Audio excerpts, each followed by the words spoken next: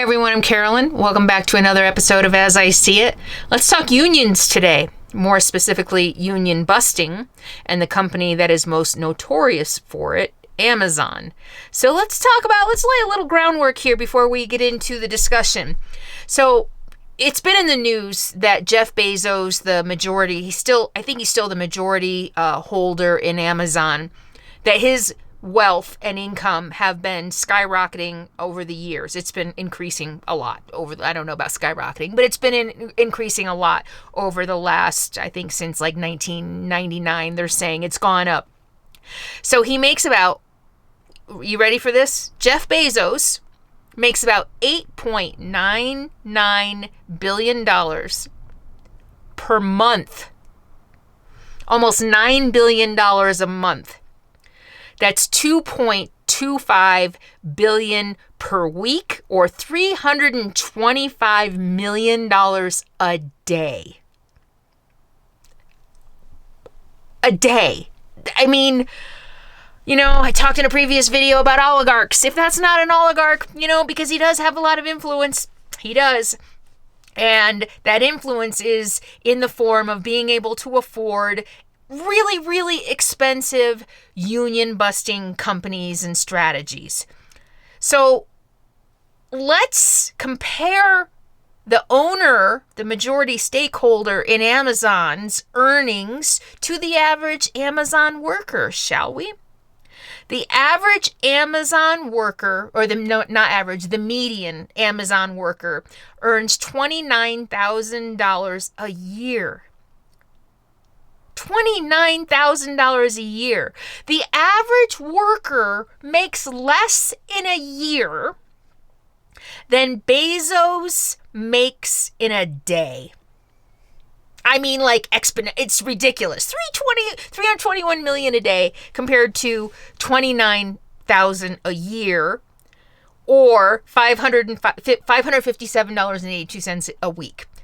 The average Amazon worker makes $557 a week, and he makes $2.25 billion per week. And the workers have the audacity to want to unionize. This country became what it was because of unions. Unions helped give workers the rights that we take for granted today. The reason we have weekends is because of labor unions. In 1870, the average work week for most Americans was 61 hours. And it wasn't until labor unions came along and said, yeah, you know what? They negotiated a 40-hour work week. So think about that. When we think about new ways of work and work-life balance, and with both parents working now, and the 40-hour work week, which we're finally starting to kind of look at and say, is that really what we want as far as work-life balance? The 40-hour work week was a negotiation. The average worker used to work 60 hours. The unions probably, wanted less, and the settlement was on 40 hours. So there's room there. The labor unions ended child labor. Anybody who read The Jungle, Sinclair Lewis, right? The kids in the factories who earned pennies. The unions ended child labor. And of course, the 8-hour workday, unemployment insurance, workers' compensation laws, healthcare, Family Leave Act, overtime. If it weren't for unions, we wouldn't be paid overtime for working 8 hours or more.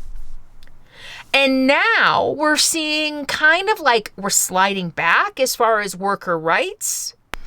I just watched a really interesting piece on John Oliver about the trucking industry.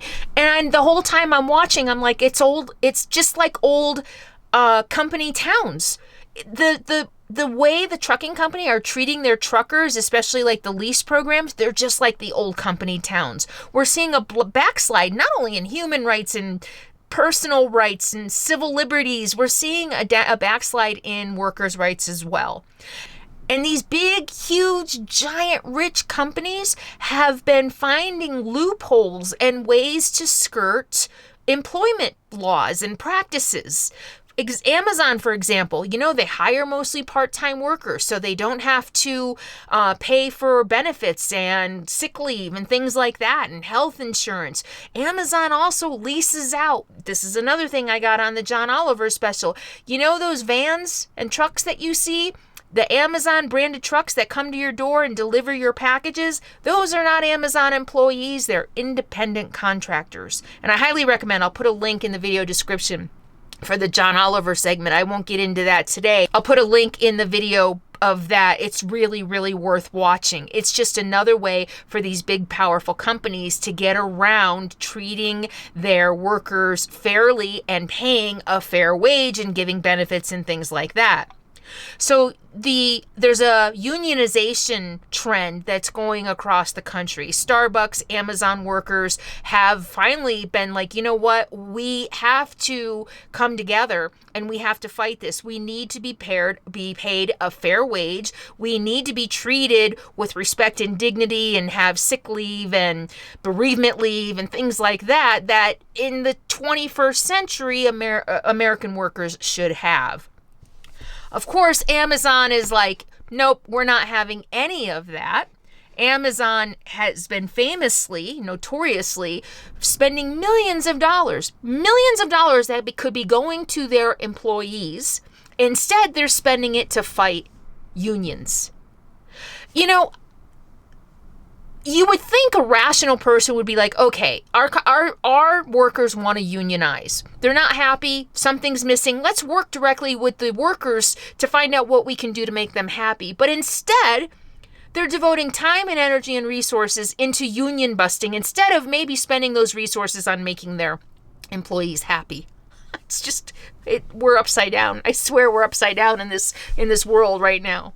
So, notoriously, Amazon has been really working hard to bust unions by spreading disinformation, bombarding them with flyers and emails and text messages about all the big bad things that unions will do for them. And it's basically just been a big disinformation campaign.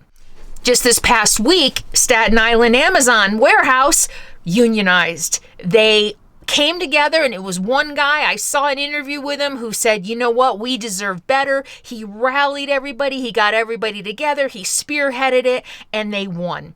They went to vote. All of the Amazon employees went to vote. All of the millions of dollars Amazon spent on disinformation and bullying and harassment didn't work, and they voted to unionize. And of course, though, Amazon isn't going to leave it at that. So we're seeing this trend across the country where little whispers of unionizing are coming up on Amazon warehouses across the country. And despite other failures to unionize across the country, this win in Staten Island is sending a message to Amazon workers across the country that it can be done. Amazon can't have that. Remember when I did the video about why Putin invaded Ukraine? And I said, one thing Putin can't handle is having a successful democracy on its doorstep, because then it discredits everything he is saying about the horrors of democracy. Same is true here.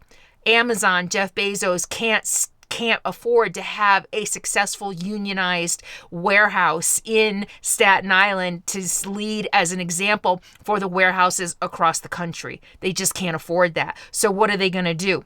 They're going to do everything in their power to bust this up, and they're actually requesting, they're appealing it. Their lawyers are on it, saying that it was dishonest the way they did it, and they were misinforming people. And Amazon has their really expensive lawyers trying to fight the people on their choice to unionize, because just like Putin, they can't afford to have a glaring example of what they hate, right? Of what is not going to benefit them. But the latest strategy of Amazon, which is really troubling and dystopic, is that they plan on rolling out a new internal messaging app. And they say that this messaging app is to help promote camaraderie among the workers, to praise each other for a job well done, to boost morale within the organization, to really unite the workers, is what they're saying. However, this app, in the initial planning stages, they plan on rolling it out soon, is going to ban certain words. Ban or flag. They want to unite their workers, but they can't say union. They can't say slave labor. They can't say prison. They can't say plantation. They can't say pay raise. They can't say compensation, living wage, grievance, harassment, favoritism, ethics, unfair, slave master, freedom, petition, coalition, diversity, injustice, and fairness. As well as this is dumb. They're also going to ban slurs and swear words. So I imagine, I can just see this.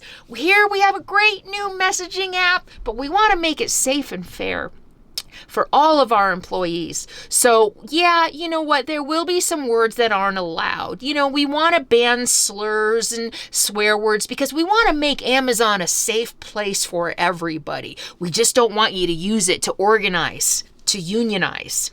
So we're going to ban any words that might shed light on the actual word. So they're only going to allow praise.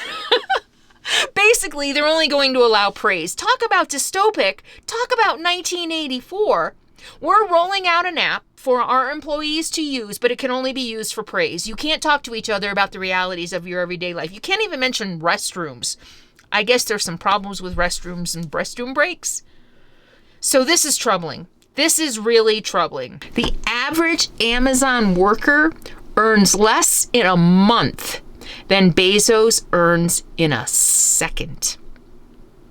And how is he investing his resources and money? In rolling out a new app in which they can only praise Amazon.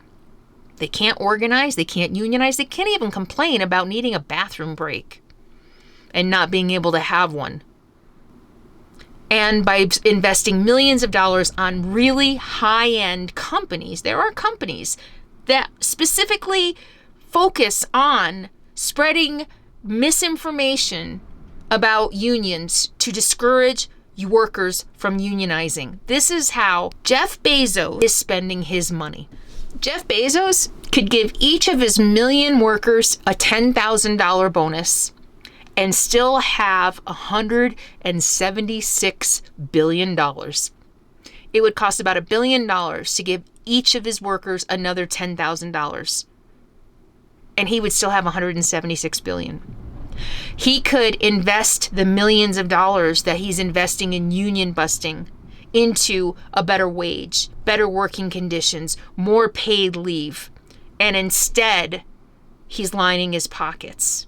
This is not good for America. It's not good for the workers. It's not good for you and me.